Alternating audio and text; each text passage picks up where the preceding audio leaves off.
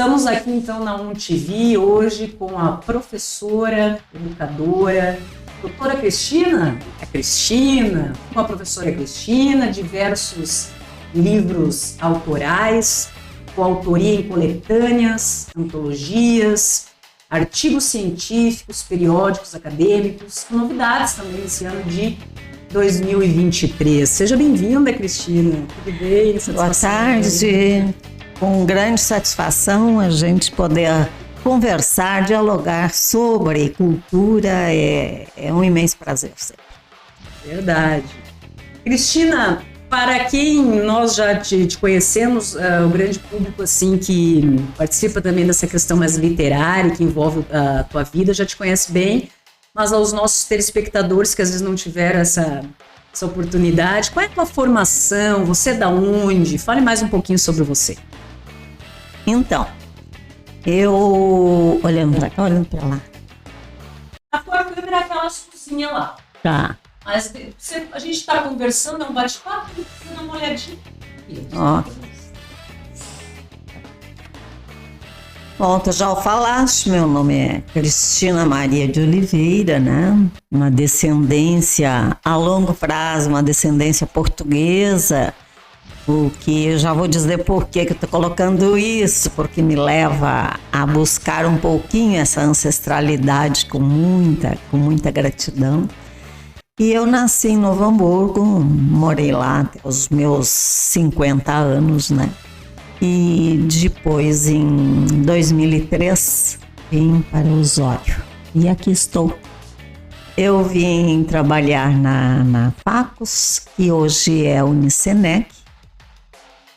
E na Unicenec eu entrei sempre como professora de língua portuguesa em diversos cursos, né? No curso de pedagogia e no curso de letras e todos os cursos que sempre tinham essa disciplina, né? Então, milhares de jovens, desde 2003, né? Porque eu trabalhei 17 anos e meio, na época ainda que as turmas eram imensas, 50 alunos em cada turma, né?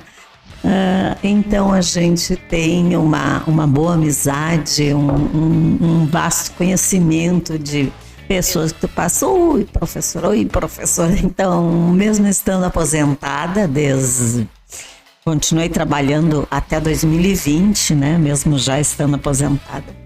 E na pandemia, então, nós paramos, porque daí ficou a educação à distância apenas, né? E eu não optei fiz material até para o EAD da Unicenec, mas optei por parar e dar oportunidade aos outros trabalharem, né? A gente tem seu tempo aí de vida profissional ativa. E desde então, estando morando em Osório, com muita gratidão aí. Então, nessa gente tão querida aí, desde que eu cheguei, eu trabalhando na área de letras, fui coordenadora do curso de letras há longo tempo. Quando eu cheguei aqui em Osório, eu já tinha um doutorado completo, né? E é nessa área da linguagem. Então, continuei a minha vida profissional sempre trabalhando nessas disciplinas e nessa área da linguagem. E lá em 2015, a Unicenec abriu para pesquisa, que até então não tinha, né? Para pesquisa institucional. E aí eu oficializei algo que eu já vinha buscando há bastante tempo, talvez desde a minha infância, sem me dar conta, né? Que era conhecer um pouco mais de perto os ternos de reis. Porque aqui em Osório, é um berço da cultura dos ternos de reis. Nós temos, assim, este patrimônio histórico e cultural ativo ainda. Cristina, voltando só um pouquinho, digamos assim, a área de humanas foi influência do quê?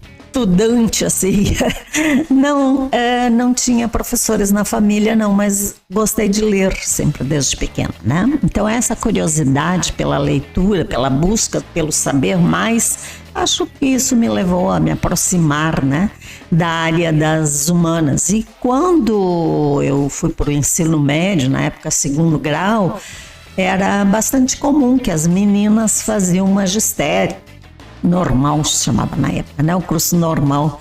E eu fiz o curso normal, então magistério. Até tinha pensado em fazer contabilidade, mas daí a minha mãe conversou comigo, disse, quem sabe tu primeiro faz magistério, né? E eu fui fazer e gostei e fiquei, né? Então, trabalhei sim com os pequenos, tive essa oportunidade aí desde a educação infantil até o pós-graduação, fui professora, fui 52 anos professora, trabalhei por opção, né, todo esse tempo e gostando mesmo do que fazia. E trabalhei desde os pequenos, todas as séries, anos, foram mudando as leis, né? E depois 30 anos na educação superior, né? 17 anos, 15 anos em Novo Hamburgo, na Fevale, e depois vim para Osório, trabalhei aqui os outros 17 anos e meio. As tuas pós, mestrado, doutorado, tudo Rio Grande do Sul? Não, eu fiz um pós-graduação na FAPA, sim, em Porto Alegre, morava em Novo Hamburgo, né? E daí eu fiz meu mestrado na URGS e depois o doutorado eu fiz em Barcelona. Aí eu optei por viver um pouco fora do país, passei 4 anos e meio, né, fazendo o doutorado na Universidade de Barcelona, trabalhando lá com análise do discurso, né? O meu título de doutorado é Filosofia e Ciências da Educação, e aí tem as subdivisões, né? Então entra para a área da pedagogia, da educação, né? E depois específico ensino da língua e da literatura, né? E aí onde faço a pesquisa sobre a questão da interação no discurso, né? E é o que me levou a gostar e participar de inúmeros eventos científicos, né, durante esse percurso de vida universitária, nesses 30 anos aí. A gente sempre participa, né, dos eventos científicos. E aí tenho produção de artigos científicos bastante, né, que são divulgados nas revistas acadêmicas. Também nos anos que eu estive aqui na Facos, que hoje é o Unicenec, a gente reativou as revistas acadêmicas e fez essa coordenação dessas áreas, né? Foi muito importante essa parte acadêmica pelo fato da formação de professores que atuava como na supervisão de estágio. Então tem esse contato com todas as escolas, na visita aos estagiários, essa integração aí e essa dedicação que a gente cada vez vai aperfeiçoando, porque tu vês aqueles que estão aprendendo, né, num diálogo contigo que está no papel de ensinar e de aprender, né? Então se aprende sempre, mesmo hoje estando aposentada, eu continuo sempre fazendo cursos. Claro que não mais em bancadas escolares, não há necessidade disso, né? Mas assim, não consigo ficar sem, principalmente em função hoje que temos os meios de comunicação, né, online. Então estou sempre trabalhando nessas áreas e participando dos eventos. Quanto tempo deu aula aqui na nossa região, aqui, antes de se dedicar só mais a pesquisas, ao trabalho de escritora? Quando que isso começou, Cristina? Você começou a desenvolver a tua parte escritora profissionalmente, digamos, a começar esse teu trabalho que já faz tempo que existe? Então, aqui em Osório, 17 anos e meio, como eu te falei, em sala de aula, né? E junto a isso, então, coordenação de cursos, enfim, fora de educação, esses outros eventos culturais. E sempre escrevi, mas desde muito jovem, né? Desde adolescente, mas não publicava. Escrevia, largava na gaveta, né? aquela história, ou tu faz um caderninho, alguns bilhetinhos, alguns papeizinhos, né? Agora me veio a imagem de Paulo Freire, porque tive a oportunidade também de ter várias vezes contato direto com ele. Ele carregava uma pasta de couro cheia de bilhetinhos, porque nem se era num papelzinho de bala, tinha uma ideia, surgia enfim, a vontade de escrever alguma coisa, ele escrevia, registrava, e à noite então ele passava tudo, depois para o computador, mas antes para os cadernos, né, de anotações. Pois é, também tinha vários cadernos de anotações, até hoje tenho, porque nem sempre estou na frente do computador, né? Então a produção do escritor é muito diversificada. Claro que quem trabalha direto dentro de uma editora não, daí é mais profissionalizante, né? Mas eu sou escritora independente e então faço meus registros, as minhas escritas, vamos supor nos últimos 10 anos aí, com bastante assiduidade, né? E agora que eu estou então mais livre de compromissos de cumprir horário profissional, eu procuro sempre a cada ano fazer uma publicação solo e participar em diversas antologias, né? Eu tenho essa questão do coletivo, principalmente porque escrevo também poemas. E eu vejo assim que no coletivo e como leitora, porque escritor tem que ser leitor, né? Como leitora eu gosto muito de pegar um livro, uma antologia para ler, né? Porque daí tu tens diversos estilos de escritas de poemas, porque cada autor tem sua escrita e até mesmo ele faz variações de estilos durante sua escrita. Então eu sempre participo de 5, 6 livros por ano também de antologias, né? Aí hoje já são mais de 40 publicações que eu participei, além então de uma meia dúzia aí de livros solos. Escrever é um estilo de vida, né? Assim, hoje já é não vamos dizer um ópio, mas um ato. Você falou de Paulo Freire, eu me lembrei até porque uma das perguntas seria essa: quais escritores ou até momentos de escrita influenciaram em você, no teu trabalho, especificamente nas tuas criações? Depende do que tu vais produzir, do que tu vais escrever, né? Por exemplo, se está escrevendo textos acadêmicos, então obrigatoriamente tu vais buscar os pesquisadores da tua área, que nem eu, as últimas escritas todas nos últimos anos foram na análise do discurso, né?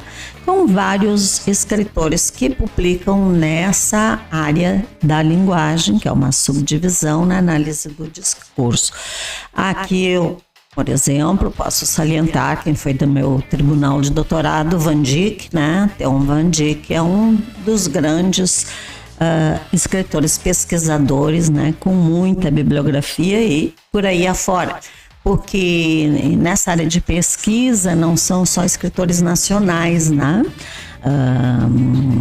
A gente tem os nacionais e os internacionais, enfim, não tem limite de nação, né? A pesquisa não tem muros, né?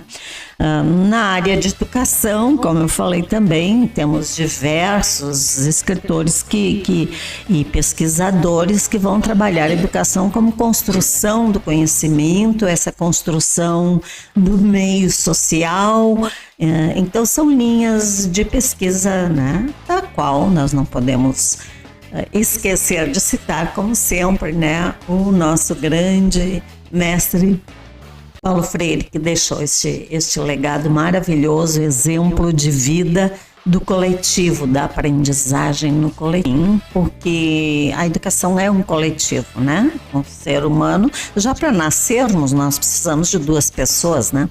Não se nasce, mesmo que o útero é um só, mas para desenvolver ali a gente precisou de mais alguém, né? Então somos sempre este coletivo e não somos suficiente Não temos esta autonomia de saber tudo. Aprendemos nesse conjunto e aprendemos sempre, né?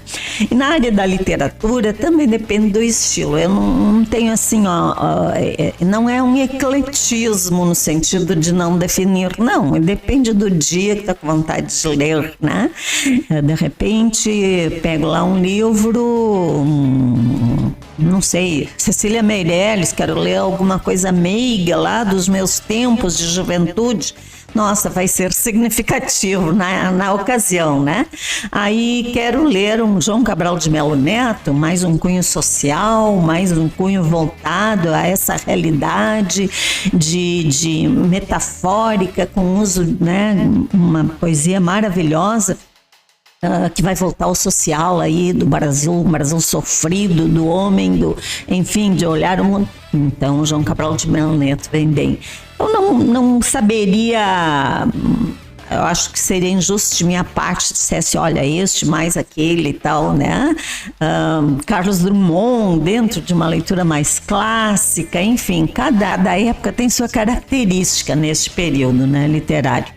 Até se voltarmos assim lá no barroco, né, a gente vai encontrar ótimas literaturas daquela, preciso situar, né, naquele tempo, ou um livro romântico, né, um romance romântico. Bom, no Brasil de 1830 até 1850 era o jeito de escrever. Então eu não posso querer, e aí quando a gente fala na questão da construção do leitor, né, e um jovem de hoje vá se encantar por um livro que nem o A Moreninha, Joaquim Manuel de Macedo, né? Por quê? Porque é um romance romântico da época de 1800, lá vai, né? Não sei mais precisar decorar a data, mas antes de 1850. É lógico que o relacionamento entre dois jovens, um namoro entre dois jovens era muito diferente do de hoje. O amor romântico mudou um pouquinho. Mas o romantismo continua, né? Então hoje se faz romance de outra forma. Então essa contextualização, essa evolução no tempo tu tens que ter. Né? E aí a questão do poema vem muito a calhar com isso, porque o verso é livre, né? Desde 1922 temos essa liberdade. Já antes tínhamos, mas não era tão aceito. A partir de então, a gente tem essa liberdade de não precisar mais seguir uma certa rima, uma certa métrica padronizada. Então, se eu hoje quero fazer um soneto, eu faço. Mas se eu quiser escrever com verso livre, um poema de 50 versos, sem nenhuma distribuição em estrofes, também se faz, né? Então, vai depender do momento, do teu propósito e o que combina com a temática que tu queres expor naquela hora de escrever ou naquelas horas. A construção de um poema pode demorar meses, como pode ser em alguns minutos, em alguma hora, né? Então, vai do teu ponto de vista, do que está te levando a querer expressar, porque o poeta, ele brinca com as palavras, mas ele brinca de uma forma muito séria, muito significativa e muito responsável também. O poeta tem assim maior liberdade de poder falar, porque o pessoal diz, é poesia, não faz mal. Mas aí é bom, a gente pode dizer. Nós teremos e queremos, né, essa oportunidade em que nós vamos, inclusive, ao abordarmos todas as tuas obras que você queira divulgar com a gente. Isso é soneto. Nós queremos também essa parte conceitual para o grande público que às vezes lê, mas não tem esses conceitos. Então, primeiro também depois, nas próximas participações, vamos situá-los referente a tudo isso. E uma coisa que você estava falando que é muito interessante também de observar e nós levarmos ao público, como os momentos da sociedade, ações do governo, tudo reflete na vida do escritor e na obra que é construída naquele momento específico. Então também isso aí nós vamos discutir. Eugênia escrevi assim, essa obra no ano de 2010. Isso é muito profundo, porque nós teremos que abordar que circunstância você escreveu, Qual foi a mensagem, além do que estava escrito, literalmente, que você tentou passar ou refletir naquele momento aos teus leitores? Também funciona assim, né, Cristina? Quando se escreve, tu estás fazendo essa criação, essa produção, estás tendo a coragem de expor, né, o teu ser, né? Só que depois de estar escrito, depois de ser principalmente publicado, tu não és mais a dona de uma única significação. Porque, quem sabe, talvez 50 leitores leiam o mesmo poema e a significação vai ser exatamente como tu falaste, segundo o contexto de vida deles, segundo a significação e o momento em que estiverem lendo. Exato. Então, criada a obra e publicada a obra, socializada, até o autor, quando a gente lê um poema de autoria, a gente diz, nossa, eu escrevi isso.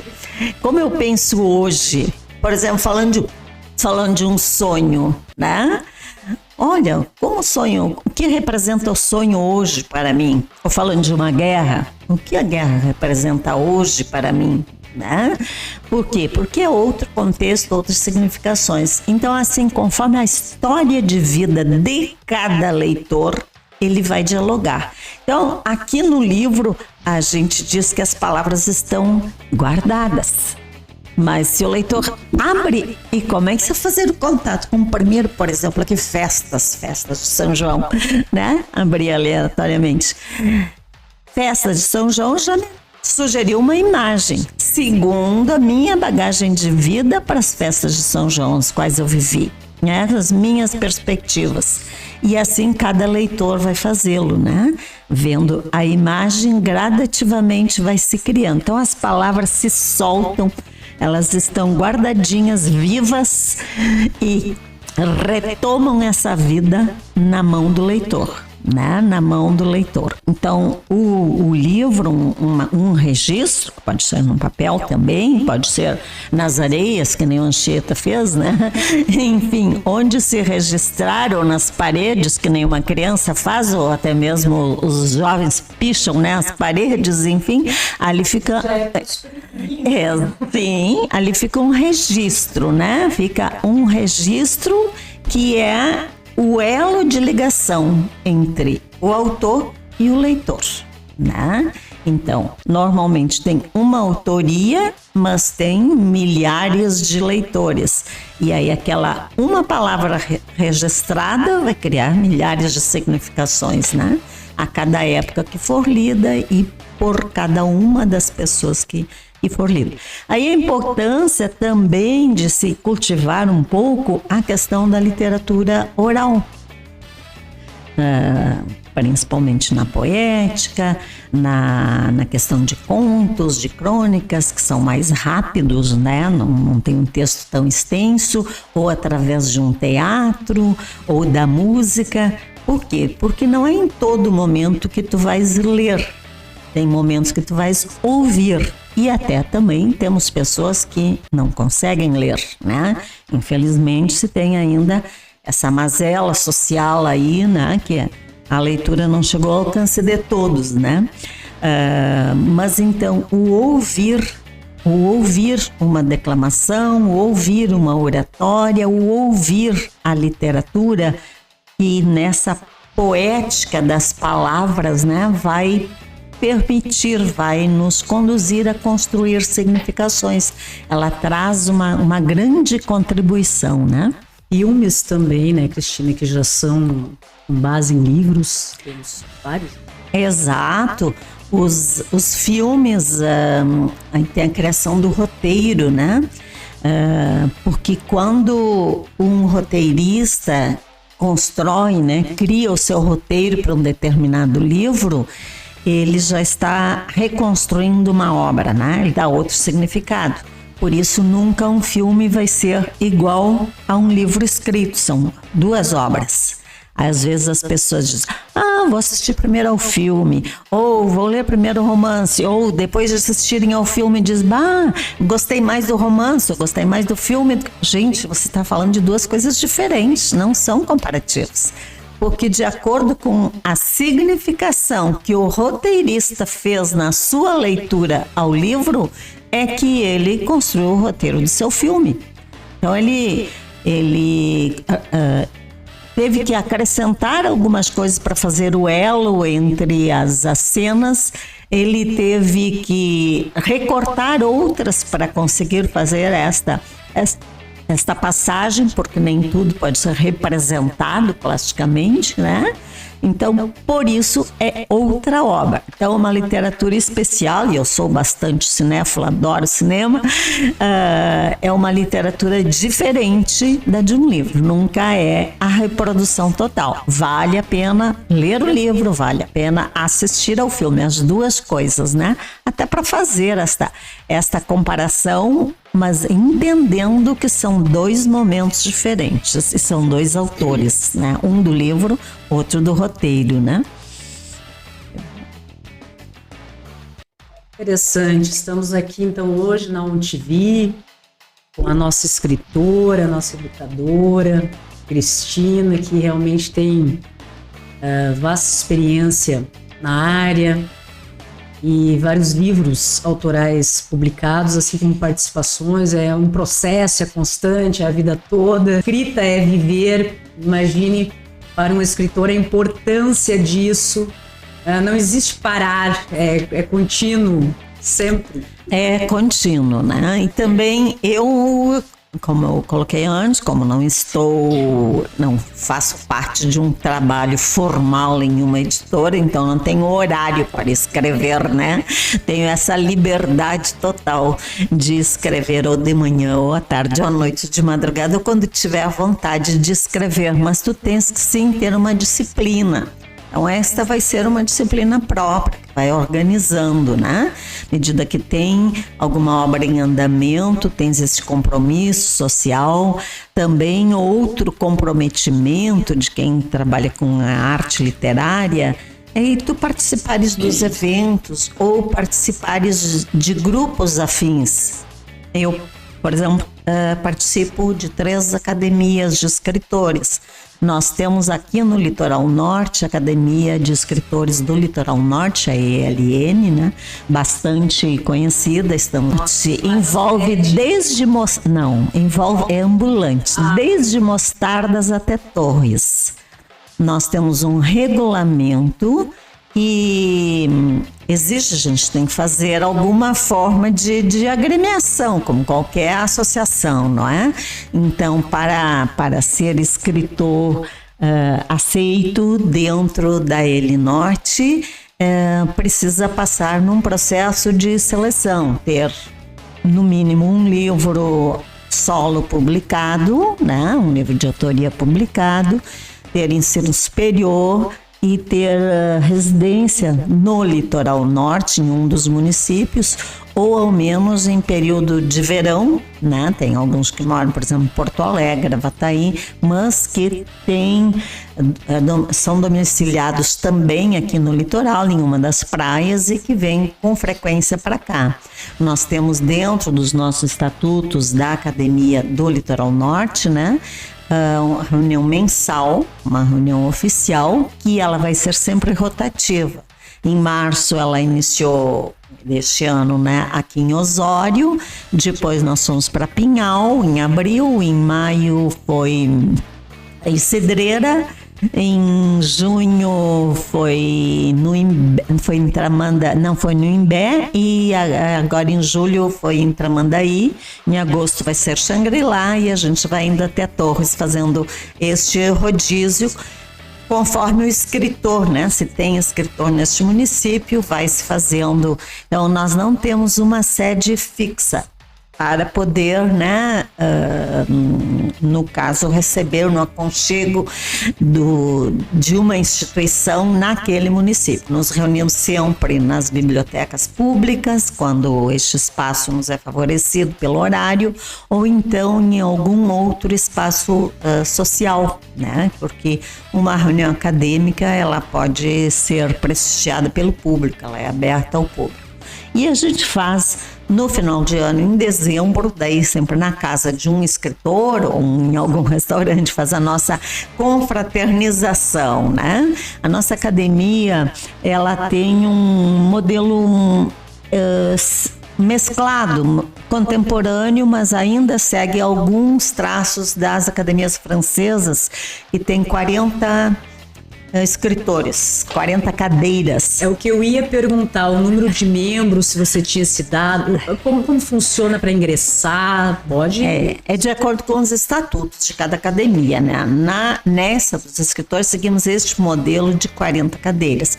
Estamos com 35 e tem 5 cadeiras abertas, que agora até o final de julho, né? Semana que vem, pode haver o período de inscrição, se é pelo site, Academia de Escritores do Litoral Norte, aí passa então depois por este período, né, de análise das obras, uma comissão avaliativa, depois mais assembleias para análise de currículo, tem os requisitos. Também um dos requisitos é ter uma atuação cultural ativa, não pode ser só um escritor fechadinho dentro de casa, né? Então todos nós somos bastante atuantes daí no seu município, né? Nos eventos culturais do município, quer seja em feira de livros, quer seja prestigiando os grupos teatrais ou atuando, enfim, nos shows, em todos os eventos culturais que tiver na cidade, né? De manter essa presença, indo às escolas, fazendo colaboração, né? Em eventos literários. Importante, Cristina, até para os nossos telespectadores, e conhece um escritor excelente que muitas vezes possa estar desenvolvendo um trabalho meio que sozinho nunca, né? E queira fazer parte dessa equipe maravilhosa, desses encontros fantásticos. Imagina quanto é rico tudo isso. Então existe um site, por exemplo, para inscrição, as 5 vagas a princípio, tudo será analisado, conforme a Cristina falou. Acessa como, Cristina? Você tem esse dado do site ou algum telefone, alguma coisa? Sim, www, né? Academia de Escritores do Litoral Norte. Academia de Escritores do Litoral Norte. E aí vai aparecer em todas as redes, né? Tem Face, tem o Instagram, tem, né? Enfim. E por ali, daí no site tem a ficha de inscrição, tem o regulamento, né? Nós estamos presentes também em quase todas as feiras de livros, sempre que são convidados em todos os municípios. Pode ter escritor naquele município ou não, a gente sempre faz, sempre participa com saraus, né? Aqui em Osório, nas feiras de livranos, né? Sempre tem uma das noites, um dos momentos que se faz saraus, os lançamentos de livro, a nossa biblioteca pública municipal aqui, a Fernandes Bastos, que agora está fechada para reforma, só um tempinho, né? Pensamos que em questão de 60 dias já reabre. A Adriana, a bibliotecária, sempre nos acolheu com o maior carinho. Os escritores de Osório fazem os lançamentos de seus livros aí, né? É importante que as pessoas saibam que a nossa biblioteca, estamos falando de Osório agora, que é muito linda e tem um espaço muito bacana ali.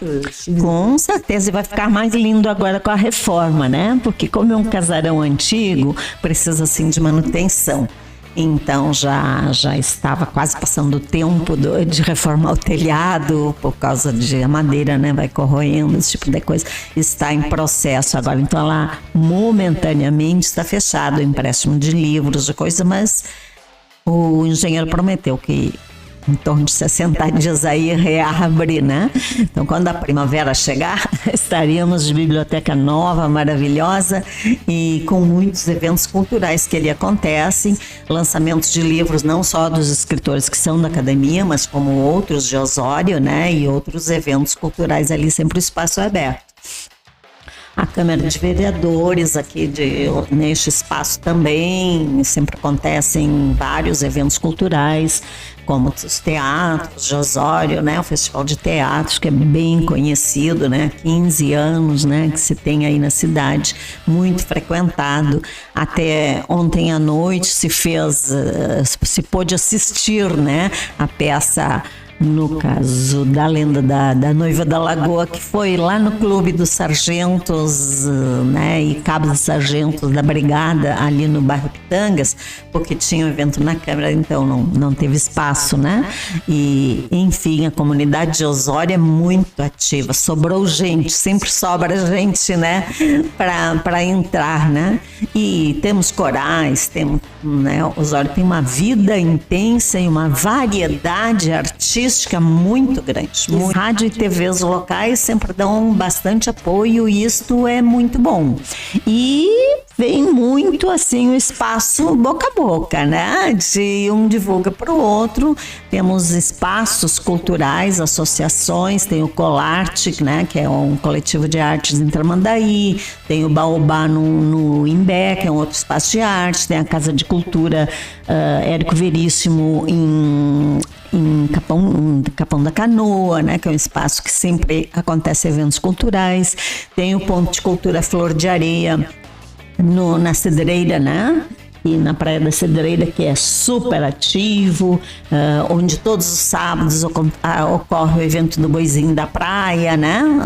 Que é um evento folclórico, persiste. As casas de cultura e as bibliotecas públicas, né? De Pinhal, enfim, também sempre são muito receptivas e a gente está ocupando esse espaço no bom sentido de divulgar a cultura, né? Além da Academia de Escritores do Litoral Norte, eu também participo da Alpas 21, que é uma academia internacional. Aí tem a sede em Cruz Alta. Nós nos encontramos assim nesse coletivo 2 vezes ao ano, uma vez em maio lá em Cruz Alta e outra vez na Feira do Livro de Porto Alegre, onde são lançadas as coletâneas. Aí somos 16 países, né? Escritores de 16 países que trabalham nesse conjunto e o restante dos encontros mensais é tudo online, né? Tudo se faz online com saraus, enfim. E são lançadas três coletâneas, porque é bastante gente, né, a cada ano. Na Academia dos Escritores aqui do Litoral Norte, de escritores, é uma coletiva por ano, né? Agora até estou finalizando, sou da comissão editorial, estou finalizando a montagem que a comissão de avaliação, de análise dos textos fez, né, e acabamos na semana passada, então agora estou fazendo a montagem final para enviar para as gráficas, né, para fazer a editoração, enfim, é todo um trabalho que nos leva a ter um tempo, né, bem ocupado, né, porque às vezes as pessoas dizem, o que tu fazes? Gente, diuturnamente estou envolvida, mexendo com livros, com análise, com coletivo aí, fora as programações culturais que se tem, né. Relevante consignar também, deixar registrado que a ONTV está à disposição da cultura e a nossa TV também, sempre que vocês quiserem trazer os convidados, divulgar os projetos culturais que envolvam a tua academia, enfim, do Litoral Norte, estamos sempre à disposição. Obrigada. E principalmente sim, a divulgação dos eventos, amigos escritores ou, independentemente, músicos, tudo que envolva a questão cultural, que a gente possa fazer um trabalho bacana, levar isso para a sociedade, porque isso é algo realmente muito positivo e que muda vidas, né? Tem essa contribuição social do coletivo pro bem, né? Porque tanto na literatura quanto na música ou no teatro ou nas outras artes, por exemplo, plásticas também, né? Um quadro, uma pintura. E nós na Academia de Escritores aqui do Litoral, a gente tem um coletivo, dentre esses 30 e poucos escritores que fazem parte, muito importante, porque um é professor, ou foi, né, está nativo ou inativo, tem físicos, tem jornalistas, tem artista plástico. Diz assim, o escritor, ele não é só da área das letras, né? Ele também é de outras áreas, né? Temos juristas, temos várias pessoas que participam nesse coletivo. Com certeza, agradecemos esse espaço e vamos ocupá-lo, sim, porque... Então, pode ser tudo, muito obrigada, pode ser tudo bem pensado aí, organizado. O importante é isso, é divulgar, né? Divulgar a arte, socializar, né? E essa começou, sei lá, de repente lá na Idade Antiga, nos antigos palácios, onde já vimos esses encontros de arte, e essa tradição foi ficando, e é sempre uma festa, né, nesse sentido, mas também um repensar, né, principalmente na questão da leitura, ela serve para a gente repensar a vida da gente, repensar o seu interior, repensar o coletivo e a atuação da gente nesse coletivo, né? Temos e continuamos o sarau.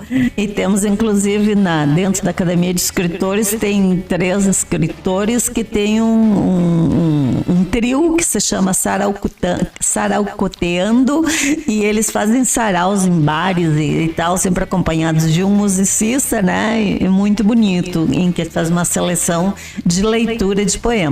E nós fizemos os saraus, e durante meu tempo de professora, já como na parte de ensino da língua e da literatura, nessa disciplina, que teve vários nomes, metodologia da linguagem, didática, enfim, conforme o passar dos anos, sempre se ensinava a fazer e se fazia, né, cafés literários aqui na Facos. Começou com a professora Terezinha Marques, antes de eu chegar. Quando eu cheguei já tinha o curso de letras, fazia, nós continuamos os famosos cafés literários que as escolas continuam até hoje fazendo, e os acadêmicos que se formaram conosco continuam fazendo isso nas escolas, e é muito produtivo, porque de um café literário, de um sarau, né?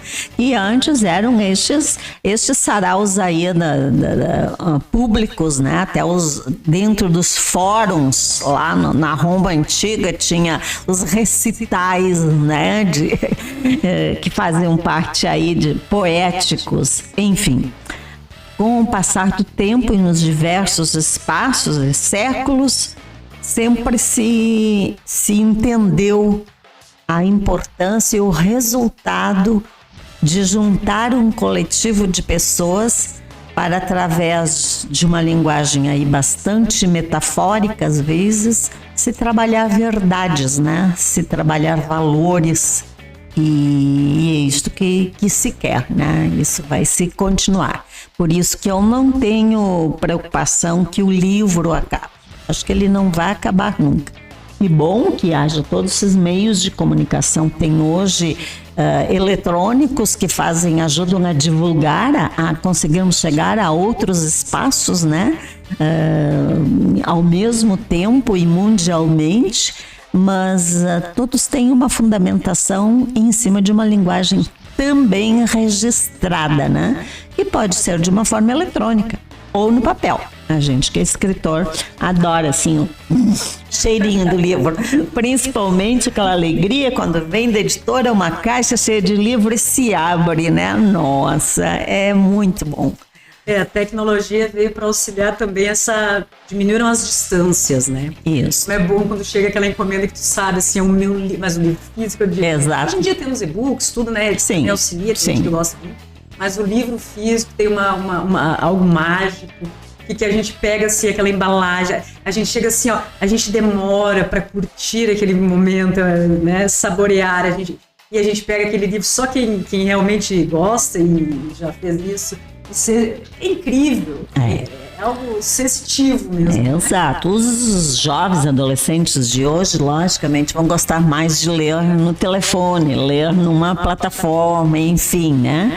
Mas quando a gente passa o valor a eles do livro físico, né, eles também gostam de ler. Então, se a gente inicia a criança desde pequenininha com o contato com o livro físico, e é uma coisa que muito me incomoda quando os pais não fazem isso, porque revistinhas, livros infantis, não é que não cabem no orçamento. Claro que de algumas famílias a gente entende que sim, mas não da grande parte de pessoas que esquecem de acrescentar lá no cesto do supermercado, né, que às vezes está um carrinho bem recheado, uma revistinha, um livro lá da gôndola que às vezes tem, ou quando frequentam feiras de livro, de dar, né, o presentear a criança com o livro físico também.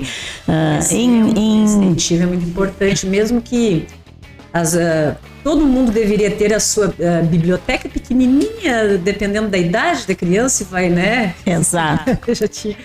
Mas muitas vezes assim, não temos condição nenhuma, digamos que essas... Mas tem as bibliotecas públicas. Então, pelo menos tem aquele momento na semana em que você pega os filhos, os jovens, enfim, ou você mesmo...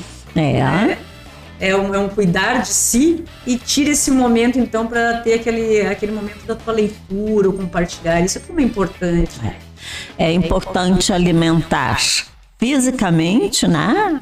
E alimentar-se também a parte psicológica, espiritual, do desenvolvimento intelectual, enfim, tudo que a leitura contribui, cada um no seu contexto, né? Mas na questão da leitura da arte literária, em muito tem essa contribuição. Lá no pequenininho, porque se a gente pensar, quando a gente é bebê, as mães fazem isso, contam histórias, né? Ou cantam a canção de ninar, né? A canção de ninar. Até numa ocasião, eu estava participando numa mesa literária de debate com o Ziraldo, e em Porto Alegre, num evento, e o Ziraldo disse assim: não sei por que essas mães só cantam para as crianças, por que elas não leem minhas historinhas para o bebê, né? Porque ler uma historinha que é a voz da mãe, é a voz suave que o bebê precisa, não importa se é através de uma canção ou através de uma leitura. Então é uma questão que vai acostumando o ouvido a ouvir historinhas antes mesmo de saber ler. E aí, se a gente vai introduzindo junto um livrinho, uma revistinha, porque ele rasga, mas tem de pano, tem os mais simples que enfim, são consumíveis, né? E depois vai educando para ver que o livro não é para ser rasgado, que ele é para ser conservado, que tem uma caixinha, que tem uma prateleira, uma estante, o que for. Isso aí vai gradativo. A frequência, como tu falaste, Eugênia, nas bibliotecas é muitíssimo importante. Assim, por quê? Que uma vez por semana, ou quer seja uma vez por mês, cada cidadão não dá uma passada na biblioteca pública de sua cidade. Exato, é muito bom. Para nós, escritores, a biblioteca é a segunda casa, né? A gente gosta sempre de estar na biblioteca, né? Mas é um ambiente onde a magia flui, né? É alimentada. E assim se faz em cima de um livro. E nem os jovens quando estão em processo de vestibular, o que eles querem? Eu tenho que ler tais livros que estão na lista de vestibulares. Nós aqui no Rio Grande do Sul, né? Pessoal que quer fazer vestibular na URGS, né? A URGS já lançou agora para o vestibular 2023-24, né? Final de ano, 12 livros para ler.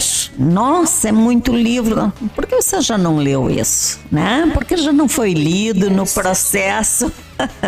Mas são livros que não são lançados naquele mês, né? Enfim, mas então tem que ler agora. Não tem um resumo na internet?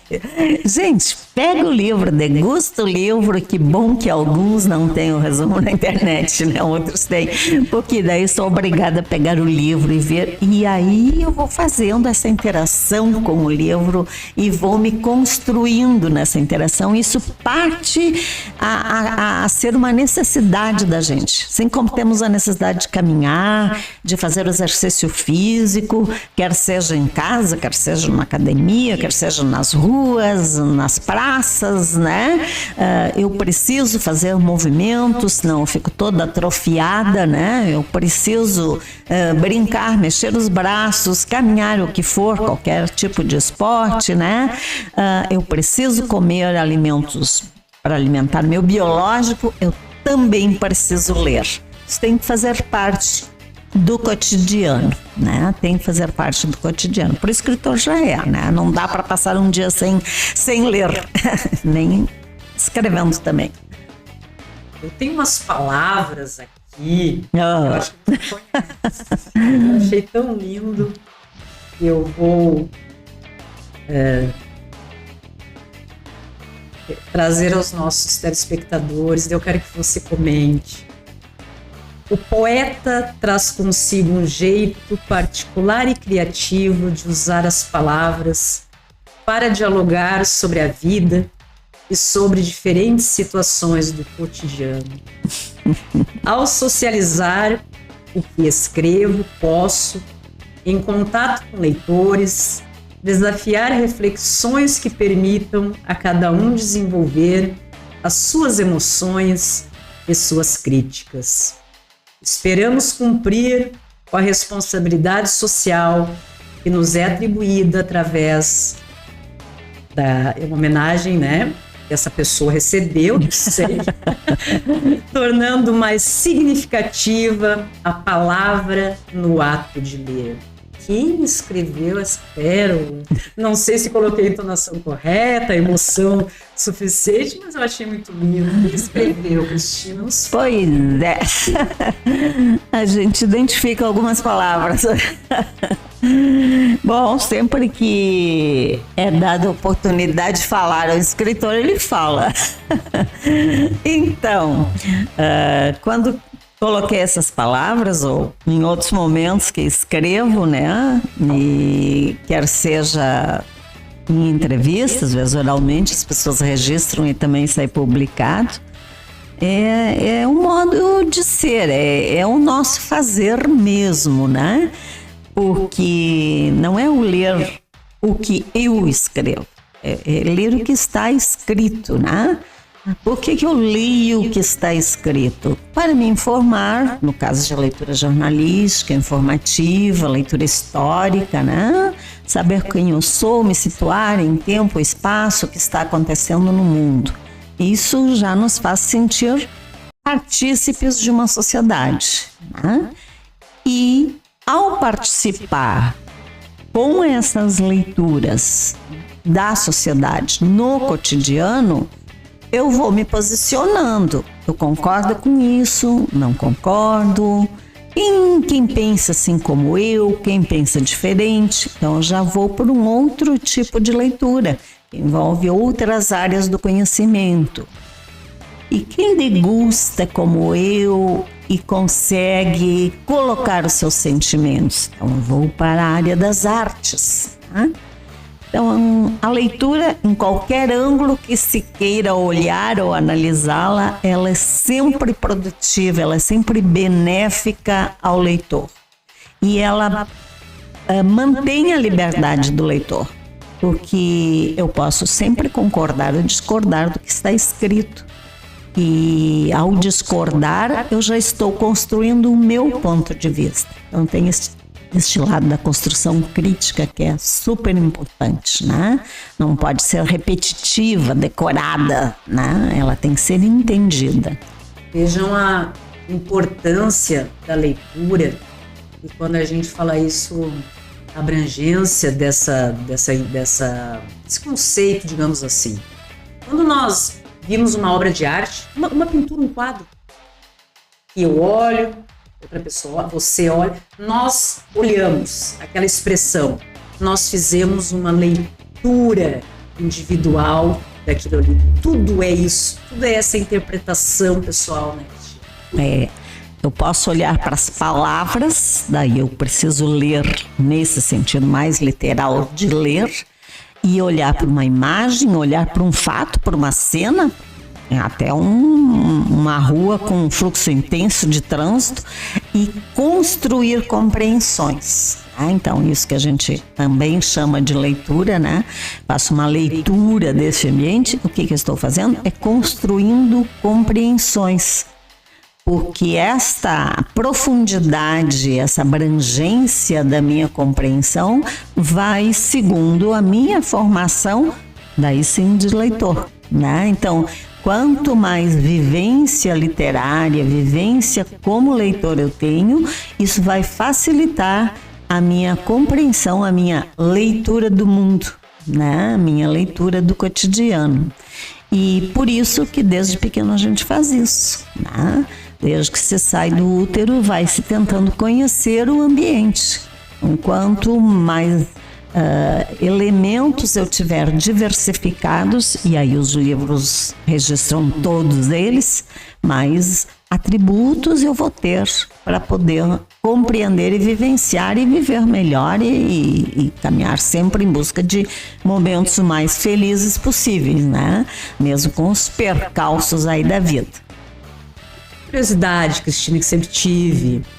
Quando eu pego uma obra de um autor específico, estou lendo a obra, tem como eu conhecer o escritor realmente? Ou existem aqueles que, na maioria das vezes, se utilizam apenas de um personagem? Mais ou menos isso.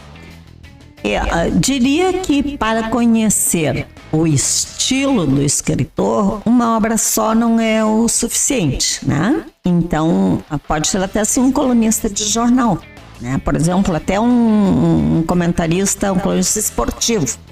Se eu leio sempre Eu vou melhorar, acho que. Não. Por exemplo, assim, nós pegamos obras e a gente lendo o acervo, enfim, nós chegamos às vezes a uma conclusão. O escritor é melancólico. É nesse sentido que Sim, mas igual eu digo, não é por ler por exemplo, um poema só. Eu vejo, poxa, posso entender, a pessoa nesse dia, neste momento, estava um pouco triste. Posso fazer essa leitura. Mas se eu faço essa leitura, entre aspas, essa compreensão, se eu construo essa compreensão, é porque eu me identifiquei com os momentos em que eu estou triste, que ficou parecido ali, né? E pode ser que ele não estava.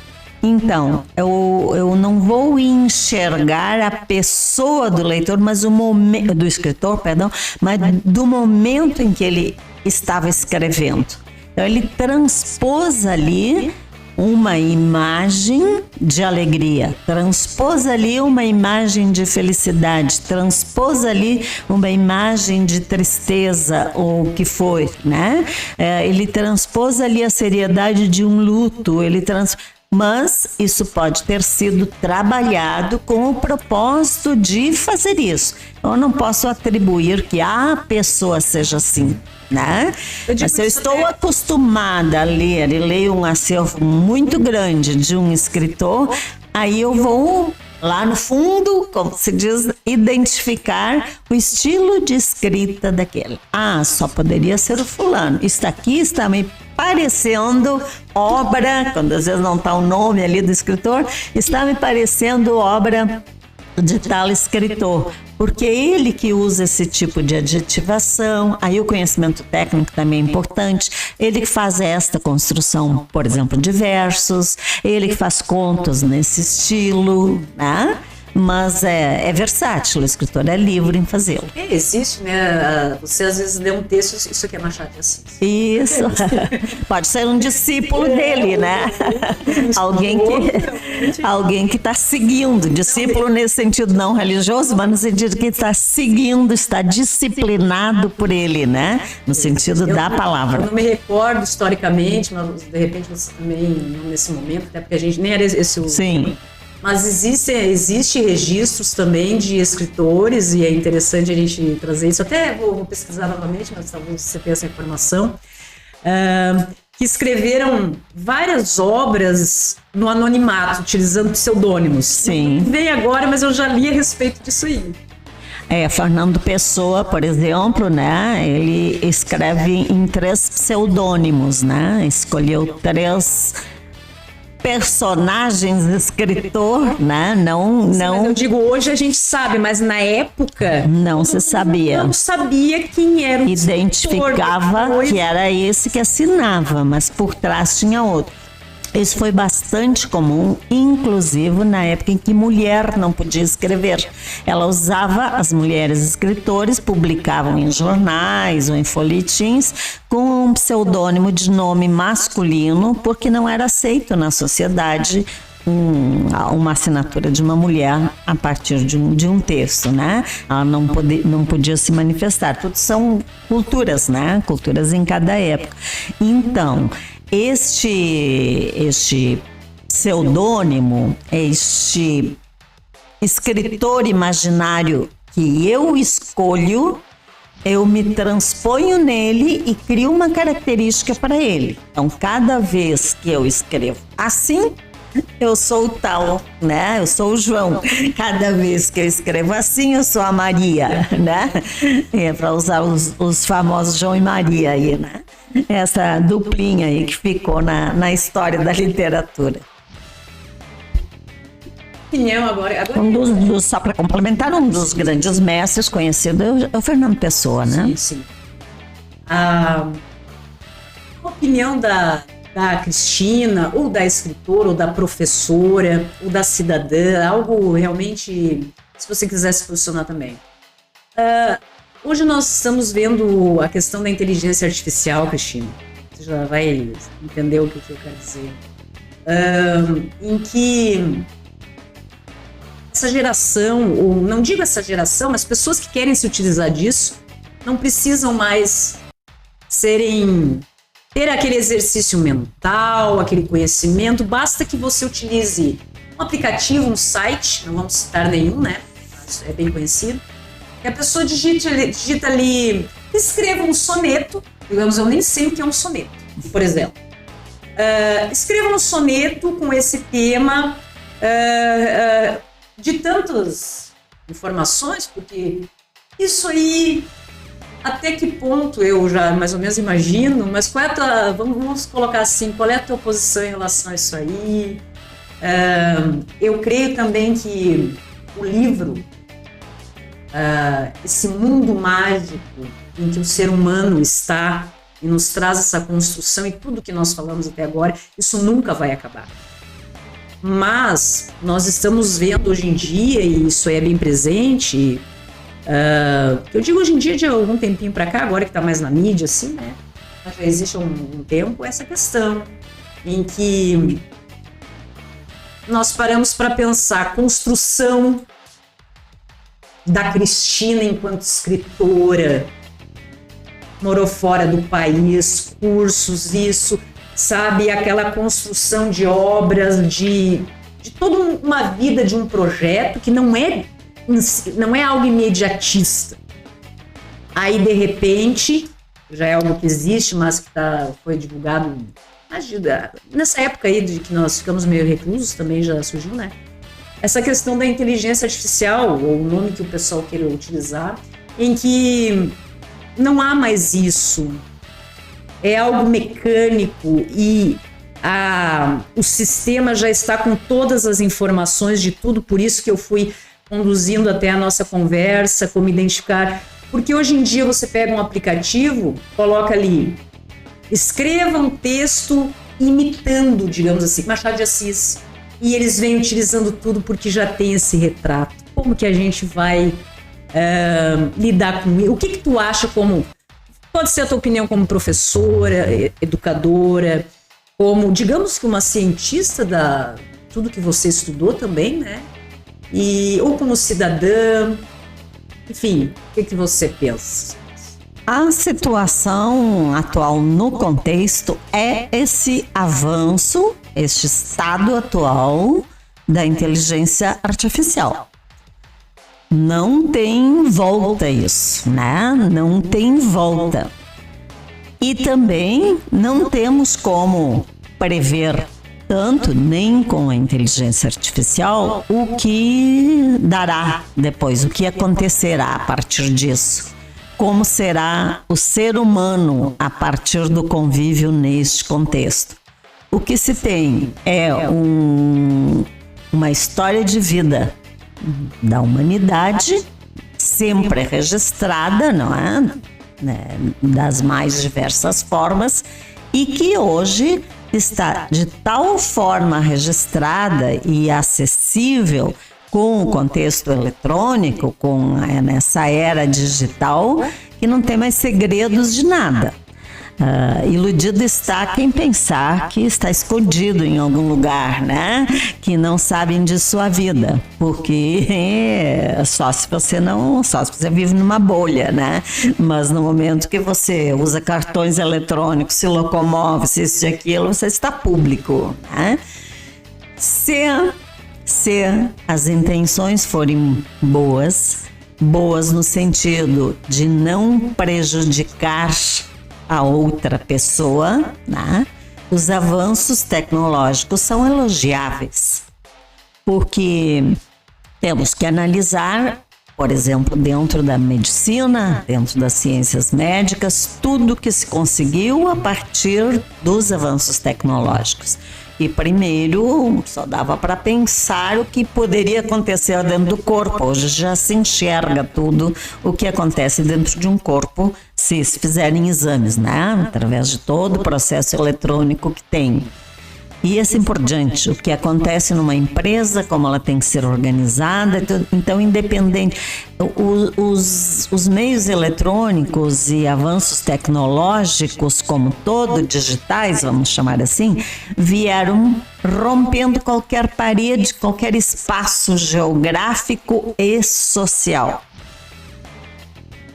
Podem e devem, e oxalá gostaria que somente isso acontecesse, é meu desejo de cidadã, de professora inativa, de escritora ativa, de ativista cultural, que sempre seja usada essa tecnologia para o bem-estar das pessoas, para que facilite a vida das pessoas, o alcance de tudo para todos. A gente sabe que não é bem assim, que tem toda uma intencionalidade, às vezes não só de fluir um capital, mas de usufruir indevidamente de um capital, né? Porque tudo isso gera dinheiro, tudo isso gera lucro, isso é importante, isso para o desenvolvimento se precisa, né? Não se pode segurar este progresso, então tudo que é chamado de progresso é importante, mas caminhando junto com valores, né? Com valores que não desprestigiem a pessoa, que não desprestigiem o ser humano. Porque independente de que aquela inteligência artificial aparentemente resolva por ti, mas ela vai usar os elementos para resolver o teu problema que um outro ser humano colocou ali dentro daquela máquina, né? Então, o que é selecionado para estar ali à disposição de todos passa por um critério de valores de quem coloca.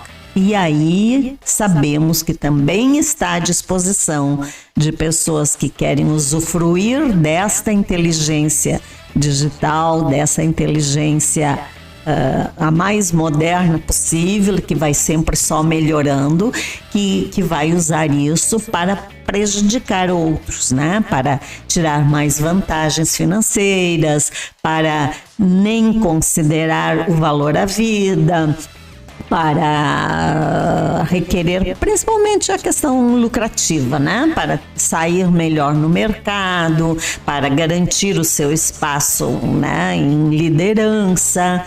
E aí, às vezes, desconstrói o lado humano. Então, O ser humano está sempre por detrás da máquina, né? Então eu não posso me iludir pensando que eu vou botar lá, como tu usaste o exemplo, faz um soneto, vai aparecer um soneto para mim, né? Faz lá uma cantiga lá dos cancioneiros da Idade Média, vai aparecer ali para mim, eu posso botar minha autoria, porque eu que dei as dicas o assunto para criar a cantoria lá da Idade Média, né? Ou então faz alguma coisa com ares futuristas, vai aparecer dentro de uma imagem. Uma história que é conhecida... Romeu e Julieta, a construção daquele amor romântico que fazia com que fez com que surgissem textos que você fica encantado, porque Romeu disse isso a Julieta. Enfim, hoje em dia como seria? Romeu entraria no aplicativo e diria assim, ó, construa um texto para Julieta de amor. Que não se transforme, que as pessoas possam se manter humanas. E vejo, foi muito oportuno tu usar esse exemplo, porque essa história já foi uma história inventada. Já foi uma história criada. Hoje já se tem dados que foi inventado com base nos tipos de romance, de contato, de contato que as pessoas tinham na época, com o tipo de vida. Já existia o meu Julieta. Não, foi muito criativo, muito inteligente, principalmente pensando na época, né? Em que se criou um Romeu, se criou uma Julieta, né? E com base nos jovens e nos romances e nas vidas de família de época. Mas até o turismo usa muito isso, vão visitar a casa do Romeu e da Julieta. Foi a casa de alguém que estava apaixonado por alguém, mas né? Então são essas questões que em cada época tem um significado. Daqui a hoje é muito mais rápido em vista da inteligência artificial, então não podemos nem dizer que daqui a 50 anos vai ser diferente. Não, no ano que vem vai ser bem diferente de 2024 que 2023. Certas áreas vão ter um avanço enorme, né? Porque está sempre na iminência as últimas descobertas e tal, dioturnamente, tem humanos trabalhando nessas máquinas, né? Então, que todos tenham a inteligência natural o suficiente para mexer com essa inteligência artificial, mas não se segura isso. E nada desaparece, tudo é incorporado, né? Nada desaparece, né? É só um jeito de mostrar num outro contexto. Frear nada, mas eu acho que aprender a utilizar. Exato, seria ingênuo.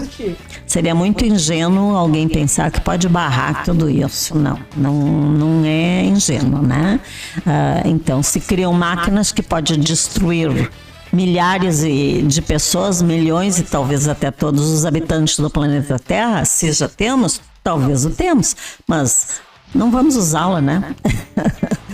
Então, se temos condições inteligentes suficientes para criá-las, e se por acaso já foram criadas, não procuro nem me inteirar nisso, não, né? E se já foram criadas, vou querer que não sejam acionadas, né?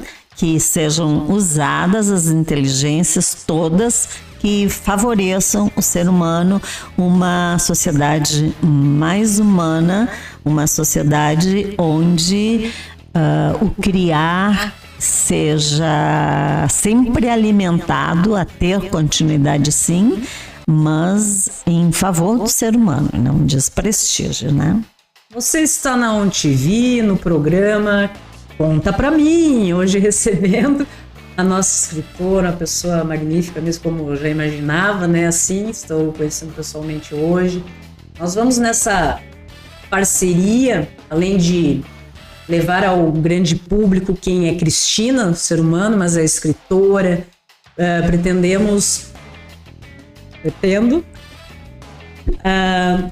abordar realmente toda a obra dessa nossa magnífica escritora, podermos degustar de tudo o que nós estamos falando, que época teu livro foi escrito, como você estava, o ser humano, você utilizou de estratégias na escrita ou estava realmente expressando o que estava sentindo? Teremos realmente muitas coisas para realmente aprender, né? Estamos aqui com esse objetivo. E o mais importante é que a partir de hoje nós teremos então participações especiais com a Cristina, nos trazendo ao grande público então essas obras. Cristina, já faz tempo que você escreve, né? A gente já estava comentando sobre isso. O que você trouxe hoje para a gente? Vamos apresentar algumas obras e se você quiser comentar a respeito disso. Uma dúvida também, quem queira adquirir o teu livro, tens um número para divulgar? Posso entrar em contato? Cristina, te vi na onde te vi nas redes sociais, plataformas digitais. Me indica um livro que você tenha escrito, ou que tenha a ver com esse assunto, ou aquela obra que você mencionou, como que faço para entrar em contato contigo? Os contatos sempre se colocam no final dos livros, né? E eu tenho como fixo assim o meu e-mail, né? Que é crismariadeoliveira@gmail.com. Porque o e-mail ainda é uma forma assim mais fixa e que não requer que naquele momento esteja olhando, de repente passa, como no Instagram, e aí tu deixas de responder, e porque tudo é muito rápido, né? Nem deu conta de ver tudo que entrou naquele dia, e ali no e-mail fica registrado. Então, meu e-mail... Vai colocar aqui na tela, né, pro pessoal. Isso. Repete pra gente. Meu e-mail para contatos, e daí sim, depois se colocam os Whats e outros, canal de YouTube, coisa assim. O primeiro eu sempre peço que seja por e-mail. crismariadeoliveira@gmail.com. Esse é o ponto inicial. E depois depende do assunto. Nos contatos também, quando se vai nas escolas e tudo. E eu tenho vendido pessoalmente, né? Quem queira também entrar em contato contigo para te contratar para uma palestra, para uma participação, também pelo e-mail. O começo é este, depois são outras histórias, né? E hoje trouxe aqui alguns dos livros de poemas, então começando do último do ano passado, né, 2023. Assim? Sim? Sim? Isso, mas depois eu vou tirar foto e vou colocar. Então. E lançamos em 2023, quando fui patrona da Feira do Livro de Osório. Então, lancei este livro durante a feira. Seria o meu último livro de poemas, o último editado, né? Agora já estamos com alguns outros a caminho. E depois disso já saíram também as participações em coletâneas, né? Também no ano anterior, então esse foi 2022, em 2021, não, o lançamento até foi em 2022 também, mas ele foi em janeiro, estava pronto e daí lançamos durante o ano. Este foi um livro feito com participação, foi um livro escrito a 3 mãos, uma experiência diferente, muito desafiadora, em que o Juliano Canal, a Morgana Rosa, Juliana de Capão da Canoa, a Morgana é aqui de Osório, Morgana Rosa atualmente está em São Paulo, trabalhando lá por uma temporada, e eu... eles trabalham com artes, principalmente com a parte de teatro. O Juliano tem livro solo de roteiro de teatro, não é? Que é importante. A Morgana trabalha em várias terapias alternativas e é contadora de história, sempre nas feiras de livro. E eu começamos numa brincadeira durante a pandemia, trocarmos versos. Manda versos para cá, manda versos para lá, e fomos desconstruindo e reconstruindo esses versos e montamos um livro escrito, no caso, a 6 mãos. Cada um temos 2, né? Então são 6 mãos, não são 3, que chamamos de Poetrizar. Também, durante o ano passado, além de lançarmos estes em sarau literacultural e tal, a gente escreveu um outro para crianças, que agora está na editora, em editoração, só de poemas para criança, também escrito a 3 mãos. E durante a pandemia,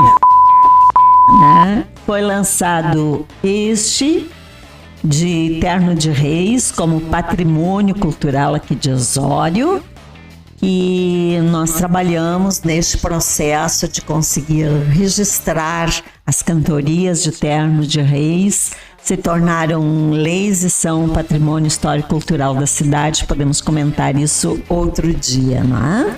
E é muito importante porque aqui são narrativas dos mestres de Terno de Reis e de muitas outras pessoas. Eu apenas fiz o registro, vou organizando como livro e tal, mas os depoimentos deles são valiosos dentro da nossa história, da nossa região e dos valores, que persistem. E também em 2020, este aqui de Poéticas Cotidianas, é um livro solo de poemas, e que é dividido em 3 partes. Ele é interativo porque tem uma segunda parte em que o leitor pode desenhar o que ele está lendo, o que ele está. Por quê? Porque eu escrevi isso a partir de uma foto que todas as tardes, no final do dia, uma amiga me repassava. A Maria de Lourdes, que é escritora também, ela mora em Capão da Canoa, e ela me passava sempre uma foto do final de tarde desejando uma boa noite. E aí, conforme eu ia olhando para as fotos, eu escrevi alguma coisa em resposta. Por exemplo, abri aqui, botei: as nuvens azuis despontam a beleza com raios dourados. E foi um anoitecer de uma foto. A partir disso, cada leitor, nessa segunda parte, pode desenhar aqui ou escrever alguma compreensão do que foi registrado. Tem poemas também e tem pequenas narrativas poéticas, que são reflexões, que é em 2020. Então, estes são alguns dos últimos livros registrados e que podemos oportunamente comentar. E vamos trazer essas obras. Eu estava fazendo sinal para ela demais. Vamos trazer. Queria ler mais um pra gente, nos preservar. Podemos ler um poema para finalizar. Então, para finalizar esse nosso bate-papo de hoje, abri também aqui, Viver mais um dia, despido de utopia, coragem de ser feliz, como um eterno aprendiz. Desafios sem exageros, superações, inúmeras sensações, desencantos talvez, desejos, simplicidade, alegrias. É uma escrita poética. Falamos com a escritora Cristina. Muito obrigada, Cristina, pela tua participação no nosso programa. Conta para mim e retornaremos. Muito obrigada. Eu que agradeço a ti por todo esse carinho, por todo esse acolhimento. E estamos aí para dialogar sobre cultura, sempre.